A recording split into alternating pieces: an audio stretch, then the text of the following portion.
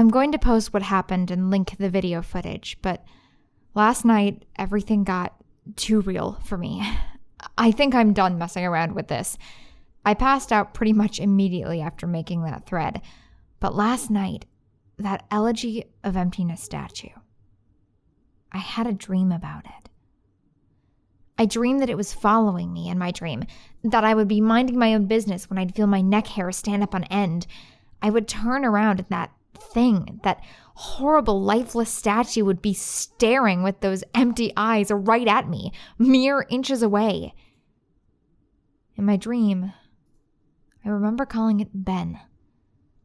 And never before had I had a dream that I could remember so vividly. But the important thing is I did get some sleep, I suppose. Today, putting off playing the game as long as I could, I drove back up to that neighborhood to see if the old man came back. As I expected, the car was still gone and no one was home.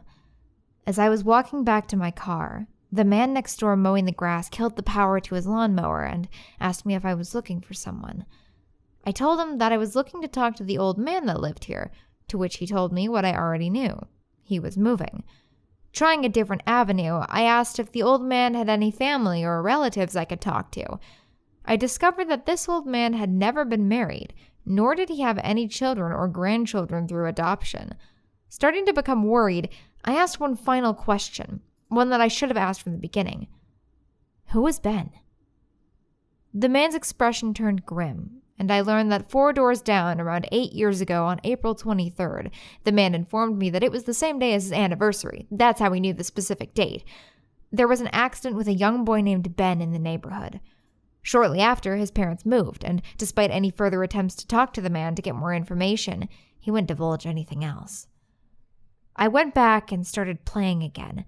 I loaded up the game, and immediately I jumped at the title screen where the mask flies by. The sound that played was not the normal whoosh sound. It was something much more high-pitched. I pressed start, bracing for the worst, but just like 2 nights ago, the files Your Turn and Ben were displayed. Truth be told, I looked at the Ben file earlier. It seems to fluctuate between displaying the owl save and not. I brought up the Ben file, hesitated for a moment, noticing that the stats were not the same as they originally were 2 days ago. It seemed like he had already completed the Stone Tower Temple this time. Summoning my courage, I selected it.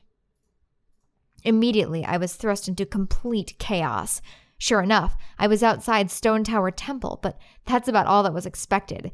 The zone itself wasn't called Stone Tower Temple, but rather Stone, and immediately a dialogue box of complete gibberish that I couldn't make out greeted me. Link's body was distorted. His back was cocked violently to the side where his posture was permanently disfigured. Link's expression was dull, almost monotonous. He had an expression on his face that I didn't recognize before. It was a blank look, as if he was dead. As Link stood there, his body spasmed irregularly back and forth, and I examined what had become of my avatar and noticed I had a C button item I had never seen before. Some kind of note, but pressing it did nothing. Sounds played back and forth that I didn't recognize from the game, almost demonic in nature, and there was some kind of high-pitched yip or some kind of laugh or something playing in the background. I had all of 2 minutes to take in the environment before another one of those fucking Elegy of Emptiness statues was summoned, and immediately after I was cut into the Dawn of a New Day screen, except this time it was without the I subtext. I was a Deku Shrub in Clocktown. This scene would normally play after the first time you traveled back in time. Tattle would say, "Well, what just happened? It's as if everything has..." But instead of saying, "started over," she finished her remark in broken text as the laugh of the happy mask salesman played in the background. I was put back in control of my character, but from a fucked up camera angle. I was looking from behind the door to the clock tower, watching my avatar run around as a Deku Shrub. Seeing as how I really had no place to go because I couldn't see anything, I begrudgingly went inside the door. There, I was greeted by the happy mask salesman, who simply told me, "You've met with a terrible fate, haven't you?" before the screen whited out. I was in Termina Field as a human again. I might as well not have been playing the same game anymore. I was being warped around and there was no sign of a day clock or anything. I took a moment to get my bearings as I looked around the field, and immediately I could tell that this was not normal. There were no enemies, and a twisted version of the Happy Mask Salesman theme was playing. I decided to run towards Woodfall before I noticed a gathering of 3 figures off to the side, one of them being Epona. As I approached them, to my horror, I saw the Happy Mask Salesman, the Skull Kid, and the Elegy of Emptiness statue just standing there. I figured maybe they were bugged out, but by now I told myself that I should know better. Nevertheless, I approached them carefully and found that the Skull Kid was playing some kind of idle animation on loop, same with Epona, and the Elegy of Emptiness statue was doing what it had been doing all along, just standing there eerily. It was the Happy Mask Salesman that scared me more profoundly than the other 2. He too was idle, wearing that shit-eating grin, but wherever I moved, his head slowly turned and followed me.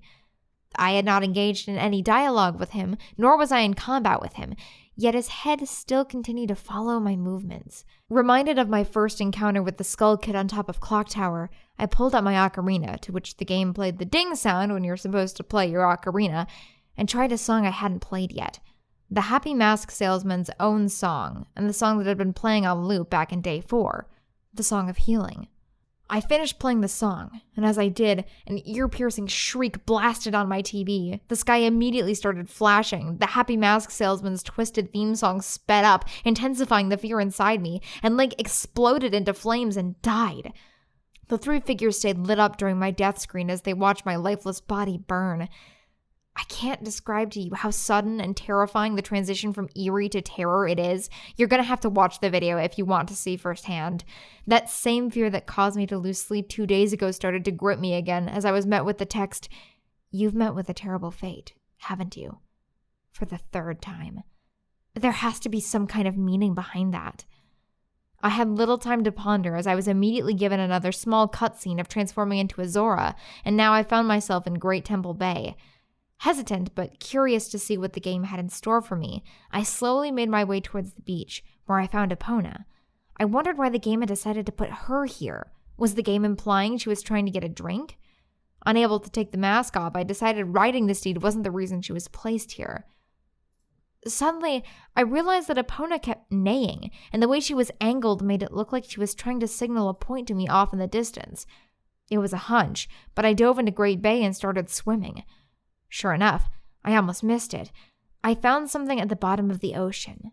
One last Elegy of Emptiness statue. I went down to examine it, and suddenly my Zora started doing a choking animation I had never seen a Zora do before, which didn't even make sense because Zoras can breathe underwater. Regardless, my character choked to death and died, and again the statue was the only thing that was highlighted in my death. I didn't respawn this time. I was booted back to the main menu as if I restarted the console. The press start screen was before me. I knew the only reason why it would put me here is because the save files had changed again. Taking a deep breath, I pressed start, and I was right. The new save file told me about Ben. Now it made sense why the statue appeared when I tried to go to the laundry pool. The game must have anticipated how I would have tried to escape the Day 4 clock town. The 2 save files told me his fate. As I suspected, Ben was dead. He had drowned. The game obviously isn't through with me. It taunts me with the new save files. It wants me to keep playing. It wants me to go further, but I'm done with this shit. I'm not touching any more of the files. This is already way too horrifying for me, and I don't even believe in the paranormal, but I'm running out of explanations. Why would someone send me this message? I don't understand it. I just get too depressed thinking about this. The footage is up here for those who want to see it and try and analyze it. Maybe there's some sort of coded message in the gibberish or something symbolic in what I went through. I'm too emotionally and mentally drained to fuck with it anymore.